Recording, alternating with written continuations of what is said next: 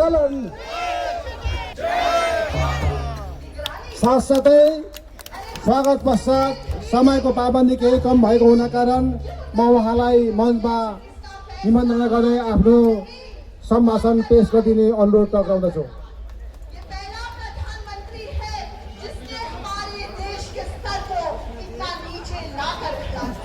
भारत माता की जय गोर्खा। आज त धेरै ठुलो संख्यामा देखिँदैछ। तपाईहरुलाई स्वागत जनाउनका लागि सम्पूर्णलाई न्यानो अभिवादन र मञ्चमा उपस्थित आजका यस कार्यक्रमका अध्यक्ष लगायत अति आदरणीय विमल दाजु लगायत सम्पूर्ण वरिष्ठ अतिथिगण र सम्पूर्ण जाति प्रेमी सम्पूर्णलाई गोर्खा सलाम टक्राउँदै र सर्वप्रथम त म सम्पूर्ण दार्जिलिङका जनतालाई दिल्लीमा स्वागत जनाउन चाहन्छु। यो जाडाका बेलामा पनि यति टाढा आएर आफ्नो आवाजलाई बुलन्द गर्ने एउटा प्रयास, सफल प्रयास, त्यसका लागि म मुरी धन्यवाद पनि टक्राउन चाहन्छु। र आज म यहाँ खाली एउटा दार्जिलिङको सांसद या भारतीय जनता पार्टीको एउटा सदस्य मात्र भएर आएको होइन। म स्वयं पनि गोर्खा जातिको एउटा सदस्य हुनका नाताले जुन गोर्खा जातिको हाम्रो क्षेत्रले न्याय पाउने जुन माग छ त्यसको एउटा सदस्य र त्यो न्यायको खाँचो काहीँ न काहीँ म पनि महसुस गर्छु र तपाईलाई शक्ति र तपाईलाई बल दिनका लागि यहाँ म तपाईका माझ उपस्थित छु। र म यति पनि भन्न चाहन्छु, म बारम्बार भन्ने गर्छु, मैले गरेको राजनीति, म बन्नेको सांसद खाली भारतीय जनता पार्टीलाई जिताउन या भारतीय जनता पार्टीका लागि मात्रै होइन, म मेरा जातिका लागि, मेरो क्षेत्रको जनताका लागि सांसद बन्नेको हुँ। भारत देश संविधानले चल्छ र संविधानले सम्पूर्ण नागरिकलाई बराबरीको औदाले हेर्ने नजर राख्छ र भारतको संविधान भारत देशलाई सशक्त र समृद्ध र मजबुत बनाउनका लागि हाम्रा पुर्खाले पनि आफ्नो रगत बगाएका छन्। धेरैले आज भन्ने गर्छन्, हिजो अस्ति म आसाममा पनि सुन्दै थिएँ कि ए गोर्खा चुपलाक, ए नेपाली चुपलाक, तिमीहरू विदेशी भनेर। हामीहरू विदेशी कतै पनि होइन, यही भारत देशको खाटी हामीहरू नागरिक हौँ। अगर कसैलाई प्रमाण चाहिन्छ भने बोर्डरमा गएर हेर्दा हुन्छ। थोपा थोपा बगेको रगतले भन्छ म गोर्खा हुँ, म भारतीय हुँ भनेर। र भारतको संविधानको अन्तर्गत हामीहरूले पनि न्याय पाएको हुनुपर्छ। आज देश स्वतन्त्र भएको 75 साल भन्दा बढी भइसक्यो, तर आजसम्म त्यही न्यायको खोजीमा हामीहरू छौँ। धेरै हाम्रा साथीहरू बलिदान भएका छन्, आफ्नो सम्पूर्ण त्यागेका छन्। धेरैले आफ्नो सर्वस्व जीवन यस आकांक्षाका लागि लगाएका छन्। एकजना विमल दाजुको रूपमा यहाँ मोडल पनि उपस्थित हुनुहुन्छ। उहाँले आफ्नो र आफ्नो परिवारको नसोचेर यो जाति र यो क्षेत्रको जनताका लागि केही भलो होस् भनेर सम्पूर्ण त्यागेर आजसम्म यति लामो समयदेखि उहाँ पनि सङ्घर्ष हुनुहुन्छ। म तपाईँका साथमा छु।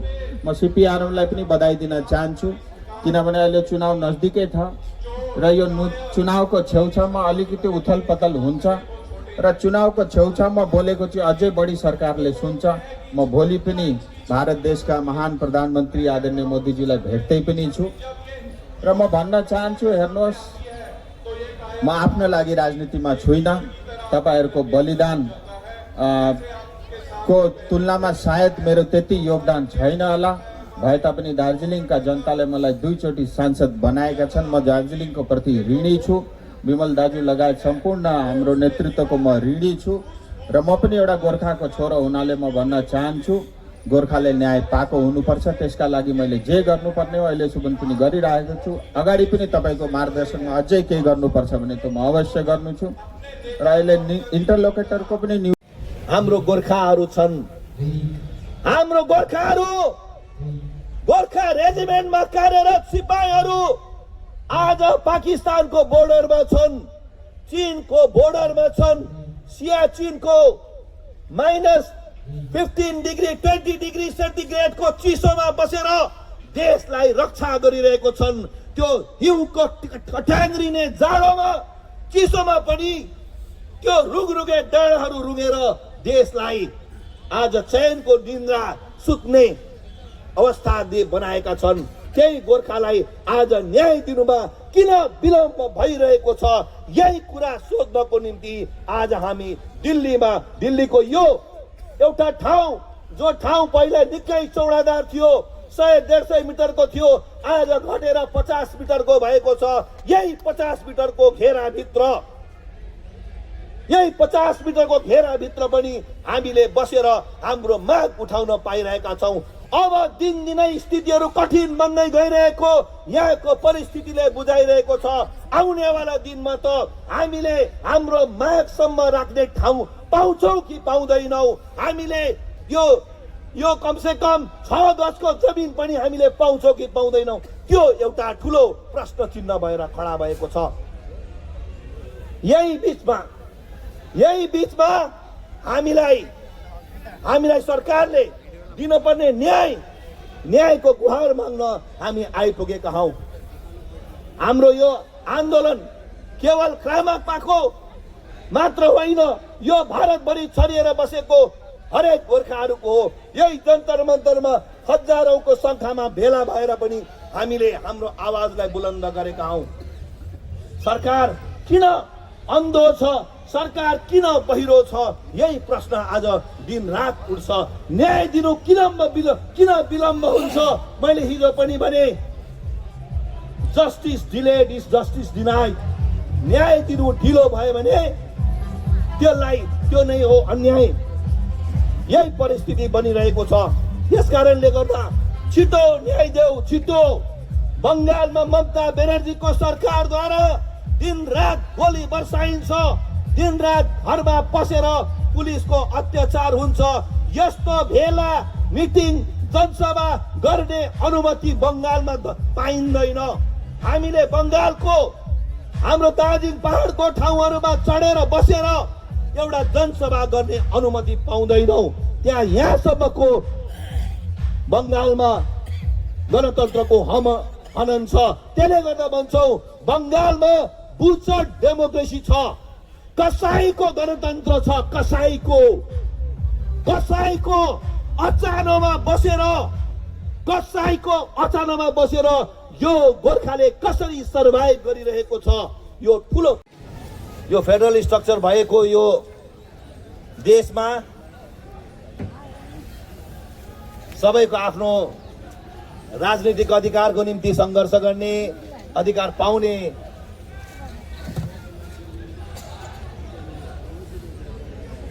अथवा उनीहरूलाई अधिकार दिने सरकारको जिम्मेवारी हो। यही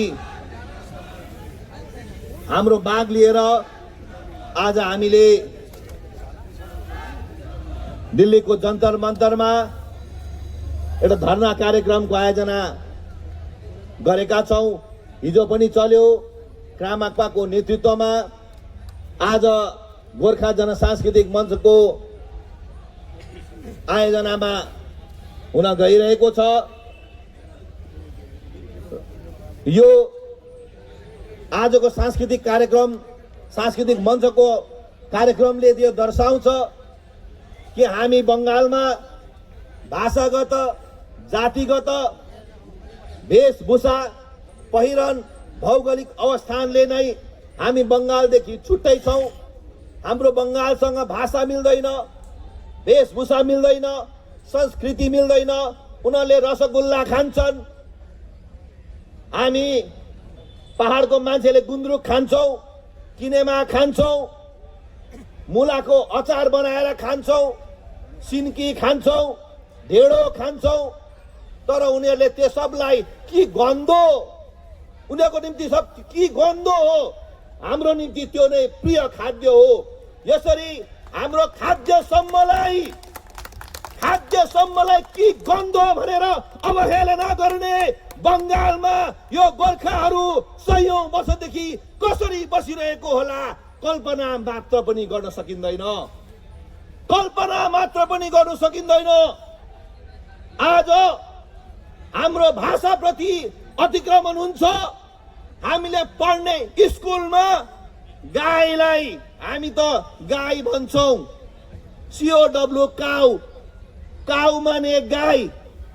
बङ्गालीको चाहिँ COW पनि गाउ, OX पनि गाई, गोरु।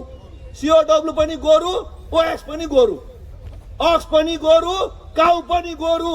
हामी गोरुको दुध खाने होइन, हामी गाईको दुध खानेहरू हो। त्यसले गर्दा हाम्रो उनीहरूसँग भाषै मिल्दैन। गोरु दुध खाबो उनीहरू, हामी त गोरुको दुध खाँदैनौँ, हामी त गाईको दुध खान्छौँ। कसरी मिल्छ भन्नुहोस् त? यसरी गोरुको दुध खाने ठाउँमा हामीलाई यो भारतको व्यवस्थाले जबरजस्ती त्यहाँभित्र राखिदिएको छ। म स्कुल पढ्दा प्राथमिक पाठशालामा एकजना बङ्गाली शिक्षक हुनुहुन्थ्यो। क्या बङ्गाली शिक्षक, नेपाली थाकान ठुकुन बोल्नु सक्ने, राम्रो लेख्न पढ्न पनि उहाँलाई साह्रै आउँदैन थियो। उहाँले खोर्सानीको बोटलाई खरानीको बोट भनेर पढाउनुहुन्थ्यो। हामीले त्यसरी उहाँले पढाएको पनि हामीले ग्रहण गर्यौं। र यसरी बङ्गालमा भाषा, साहित्य, संस्कृति नमिल्ने गोर्खाहरूलाई जबरजस्ती एउटा उपनिवेश बनाएर राखेको छ। यो ठाउँबाट हामीलाई छुट्याउनु पर्छ भनेर हाम्रो माग हो, हाम्रो आन्दोलन हो। अघि आदरणीय विमल गुरुङज्यूले बताइहाल्नु भयो, भारतमा गोर्खाहरूको आत्मपरिचयको माग किन हो। यसलाई लिएर नै हामीले लगातार चुनावहरूमा भारतीय जनता पार्टीलाई सघाएर आइरहेका छौँ। अहिले भर्खरै मात्रै मलाई श्री राजु विष्टज्यूले फोन गर्नुभएको थियो, तपाईँहरूको धरना कस्तो चल्दैछ, म पनि एकछिन आऊ भनेको दाजु भनेर भन्नुहुँदै थियो। उहाँ आउनुहुन्छ, 10-15 मिनटमा आइपुग्छु भनेर भन्नुहुँदै थियो। एकदमै राम्रो हो, किनभने उहाँलाई हामीले गोर्खाहरूको आवाज पार्लियामेन्टमा उठाउनको निम्ति पठाएका हौं। उहाँले लगातार भारत सरकारको त्यो एउटा न्यायको मन्दिरमा राजु विष्टज्यूले गोर्खाहरूको आवाज उठाइरहनु भएको छ।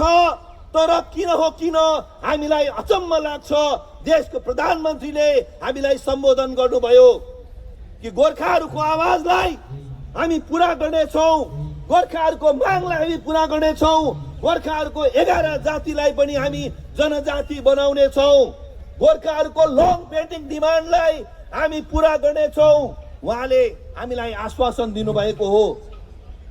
भारतका गृहमन्त्रीज्यूले बार हामीलाई गोर्खाहरूको निम्ति हामी छौँ भनेर हामीलाई विश्वास दिलाउनु भएको छ। तर किन ढिलो भइरहेको छ। जति ढिलो हुँदैछ हामीलाई न्याय गर्नुमा त्यति बङ्गालको अन्याय र अत्याचार बढिरहेको छ।